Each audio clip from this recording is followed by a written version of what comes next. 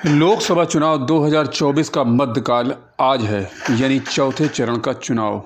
क्योंकि चुनाव के 3 चरण बीत चुके हैं और आज के बाद 3 चरण और बचेंगे। चुनाव आयोग समेत तमाम संस्थान और लोग मतदान प्रतिशत बढ़ाने के लिए लोगों को जागरूक कर रहे हैं, लेकिन इसका असर दिख नहीं रहा। यदि ऐसा होता तो बीते 3 चरणों का मतदान प्रतिशत जरूर बढ़ता। लोकसभा चुनाव 2019 के मुकाबले अब की तीनों चरणों में मतदाताओं का रुझान औसतन कम रहा है। गिरते मतदान प्रतिशत से चुनाव आयोग, मीडिया, सरकार सभी चिंतित हैं। एक सवाल उठता है कि लोकतंत्र में लोगों की दिलचस्पी कहीं घट तो नहीं रही। दैनिक जागरण के अनुसार आंकड़े बताते हैं कि विश्व के विभिन्न लोकतंत्रों में 1980 के दशक तक 76 से 78% औसतन मतदान होता था, जो 1990 के दशक में घटकर 70 और 2011 के बाद 66% पहुंच गया है। यही हाल भारत का भी है। वर्ष 2019 में कुल मतदान 67.11% हुआ था, जिसमें 0.7% की वृद्धि बताई गई थी। लेकिन अभी 3 चरण बीत चुके हैं और पिछले रिकॉर्ड टूटे नहीं हैं। ऐसे में परेशान होना लाजमी है। हमारे जीवन में सारा खेल गणित का है। जन्मदिन की बात हो या शादी की तारीख की, पुण्यतिथि हो या बीते सालों के यादों की, प्यार की हो या दुश्मनी की, आज के संदर्भ में सबसे ज़रूरी हमारी पढ़ाई हो या राजनीति, हर जगह गणित का दखल है।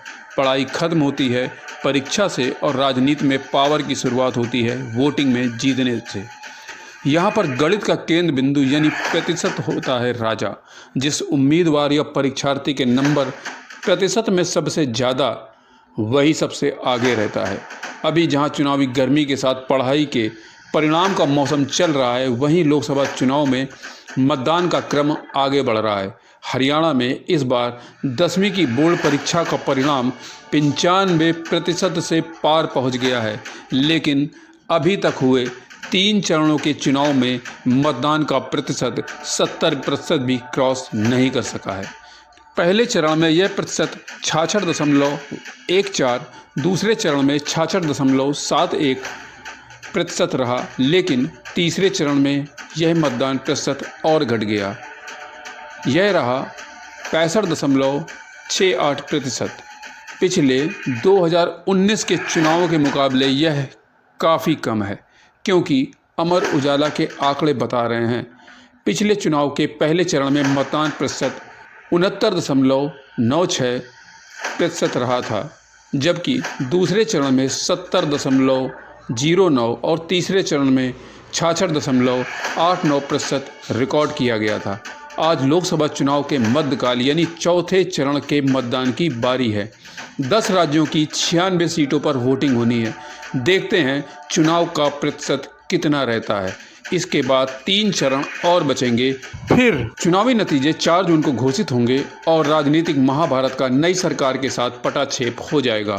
44 दिनों तक चलने वाले इस सबसे लंबे चुनाव में 5वें चरण के चुनाव 20 मई को 8 राज्यों की 49 सीटों पर होंगे, जबकि छठे चरण में 25 मई को 7 राज्यों की 57 सीटों पर मतदान होगा। अंतिम चरण 7 में 1 जून को 8 राज्यों की 57 सीटों पर मतदान के बाद सभी राजनीतिक दलों के नेता 2 जून को परिवार वालों के साथ 2 जून की रोटी खाएंगे। हरियाणा की 10 लोकसभा सीटों पर छठे चरण में 25 मई को मतदान होना है, लेकिन इससे पहले यहां पर ज़बरदस्त तरीके से मतदान के लिए जागरूकता अभियान चलाया जा रहा है। अमर उजाला समाचार पत्र ने 12 मई को वाकथान आयोजित कर लोगों को मतदान का आह्वान किया। स्पष्ट हो कि एक मजबूत लोकतंत्र के लिए मतदाताओं को मताधिकार का प्रयोग उनका कर्तव्य है, क्योंकि मतदान की ताकत हमें हमारे संविधान से मिलती है और यह सभी भारतीय नागरिकों का संवैधानिक अधिकार भी है। मणिपुर हाई कोर्ट ने एक अहम आदेश में कहा था कि चुनाव में वोट डालने का अधिकार संविधान के अनुच्छेद 19(1)(a) के तहत मतदाताओं के भाषण और अभिव्यक्ति की स्वतंत्रता के मौलिक अधिकार का ही एक हिस्सा है। कोर्ट ने चुनावी उम्मीदवार के आपराधिक इतिहास के बारे में जानने के मतदाता के अधिकार के संदर्भ में एक फैसले में यह टिप्पणी की थी। इसी प्रकार लोक प्रतिनिधित्व अधिनियम 1950 के सेक्शन 19 के तहत मतदाता जिस क्षेत्र का निवासी है वहां उसका नामांकन जरूरी है। रोजगार के लिए पलायन करने पर प्रवासी को मतदाता सूची में अपना नाम दर्ज कराना होता है और अपने मूल निवास स्थान की सूची से नाम हटवाना होता है। यह एक मुश्किल काम है जिससे भी मतदान प्रतिशत काफ़ी कम होता है। लोकतंत्र की बेहतरी के लिए मतदान के प्रति जागरूकता फैलाना बहुत अच्छा है, लेकिन मतदान के लिए ठोस उपाय भी करने होंगे। जैसा एक भारत का स्पष्ट मानना है कि जब हम ऑनलाइन किसी को पैसे भेज सकते हैं तो किसी को मतदान क्यों नहीं कर सकते। इसी प्रकार प्रत्येक जिला मुख्यालय में एक मतदान केंद्र भी बनाया जा सकता है, जिसमें उस चरण के दौरान जिन राज्यों में मतदान होना है उन क्षेत्रों के मतदाता पहुंचकर अपनी पसंद के जनप्रतिनिधि को वोट कर सकते हैं। एक सलाह और भी है, जब हमारे पास एक आधार कार्ड है तो उसके नंबर के आधार पर भी हम वोट कर सकते हैं। उसे चुनाव आयोग को मान्य करना चाहिए। यह सलाह हमारी पीड़ा से निकली है, क्योंकि हर बार चुनावों में हमने अपने मताधिकार का प्रयोग किया है, लेकिन आज हम ऐसा नहीं कर सकेंगे। हमारे क्षेत्र की बीएलओ ने फ़ोन कर हमें सूचना दी, उनके काम की हम सराहना करते हैं, लेकिन रोजी रोटी की मजबूरी हमें वोट देने से रोक रही है। यह मजबूरी हमारे जैसे करोड़ों लोगों की है।